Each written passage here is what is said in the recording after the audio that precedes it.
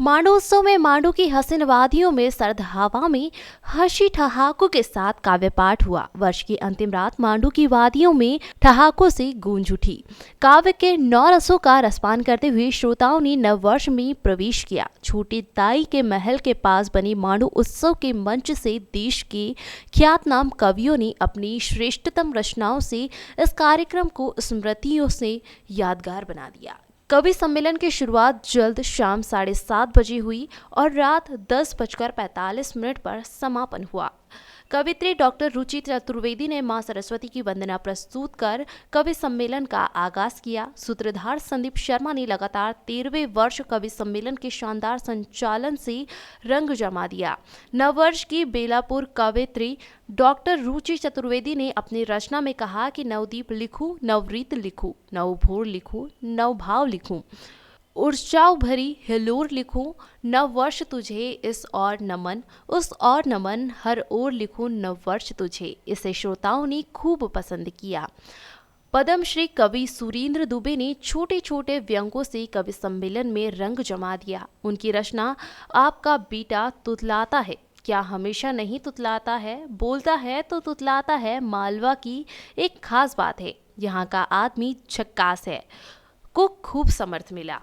वीर रस के सशक्त हस्ताक्षर कवि अशोक चारण ने सदन में देशभक्ति का रंग घोल दिया। उन्होंने कहा, चाहे मेरी प्रतिमा ना फिर चौराहों पर खड़ी मिले, चाहे ना किस्मत को लाखों के आंसू की लड़ी मिले, ये जहरीला घूंट कसम से हंसकर भी पी जाऊंगा, मेरी मौत को मिले तिरंगा, मरकर भी जी जाऊंगा।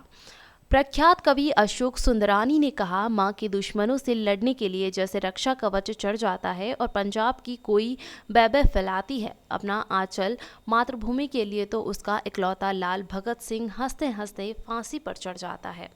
जिंदगी की उधड़ती चादर को खुशियों के धागे से सींचिए, जिंदगी की उधड़ती चादर को खुशियों के धागे से सी लीजिए। कभी डॉक्टर लोकेश जड़िया ने जिंदगी के सच को श्रोताओं के सामने रखा। उन्होंने सुनाया कि जिंदगी की उधड़ती चादर को खुशियों के धागे से सी लीजिए। मरना तो एक दिन सभी को है साहब, मरने से पहले जिंदगी जी लीजिए। पैरोडी गीत कर प्रताप नवीन ने अपने एक से बढ़कर एक पैरोडी सॉन्ग्स के माध्यम से जनता को खूब हंसाया। उनकी रचना कोशिश करके देख ले, ममता मफलर और हजारे कीमत नहीं कम होगी, दिख जाएंगे दिन में तारे, 100 रुपये के 1 लीटर को सलाम, पेट्रोल तेरी बढ़ती उम्र को सलाम, को खूब समर्थन मिला। कुछ भी हो जाए पर भगवा आतंकी नहीं हो सकता। सूत्रधार प्रसिद्ध कवि संदीप शर्मा ने अपने रचनाओं सदन में समा बांध दिया। उनकी रचना सूत्रधार प्रसिद्ध कवि संदीप शर्मा ने अपनी रचनाओं सदन में समा बांध दिया। उनकी रचना अरे त्याग का रंग राष्ट्र कलंकी नहीं हो सकता, कुछ भी हो जाए भगवा आतंकी नहीं हो सकता ने समा बांध दिया। प्रसिद्ध गीतकार पंकज प्रसून ने मां सीता के प्रभु राम के प्रति समर्पण कविता में बड़े ही मार्मिक तरीके से भी पेश करते हुए कहा कि बहिष्कृत नहीं मैं अलंकृत रहूंगी, यदि ना गई जीते जी मृत रहूंगी। प्रजा ने कहा, कैसे इंसान हो तुम, उन्हें क्या बताऊं कि भगवान हो तुम, उन्हें क्या बताऊं कि भगवान हो तुम। प्रसिद्ध हास्य कवि धीरज शर्मा ने अपने अंदाज में खूब ठहाके श्रोताओं को लगवाए। उन्होंने वर्तमान परिप्रेक्ष्य में संस्कारों को लेकर सुनाई कविता। संस्कार का कोई स्कूल नहीं होता, कोई ट्यूशन, कोई कोचिंग नहीं होती, व्यर्थ में संस्कारों को ढूंढने की कोशिश क्यों करता है, घर संस्कारों का विश्वविद्यालय होता है, को सभी ने पसंद किया। कोई कारण न जाना,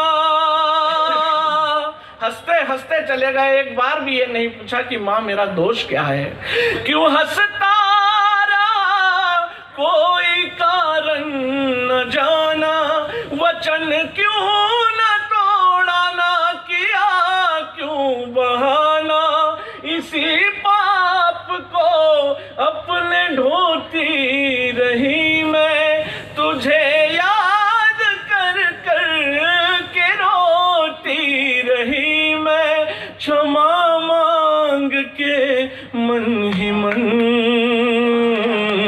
मेरे राम तुमको नमन, मेरे आइए मैं अंतिम बंद पढ़ता हूँ इस गीत का, जो इस गीत का प्राण बंद है। इस अंतिम बंद के बाद अगर राम की वेदना आप तक, राम की मर्यादा या राम का चित्रण आप तक तो क्षणिक मात्र भी पहुंचा हो तो दोनों हाथ उठा करके ताली बजा के मुझे विदा कीजिएगा। आज तक ये विडंबना है, ये हम मानते आए हैं कि भगवान ने गर्भवती